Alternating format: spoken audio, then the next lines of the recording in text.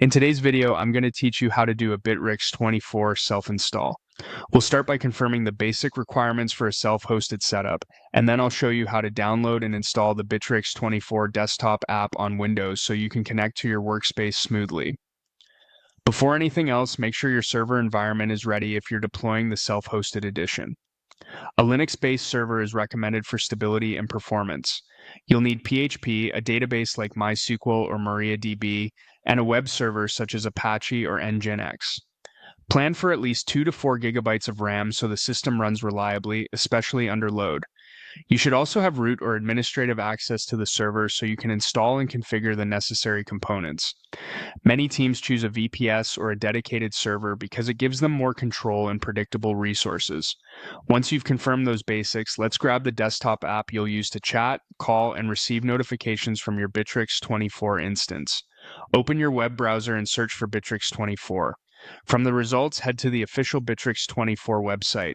This helps you avoid outdated mirrors and ensures you get the latest verified installer.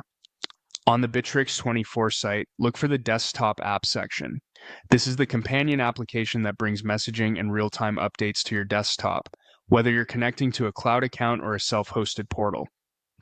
Click into the desktop app area to continue. Next, choose Bitrix24 Messenger for desktop. That takes you to the dedicated download page with platform options and the most current build.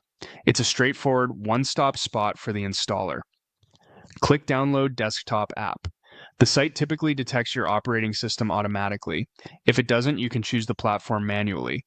We'll proceed with the Windows option here. Now click Windows EXE. Your browser will begin downloading the installer. When it finishes, open the downloaded file.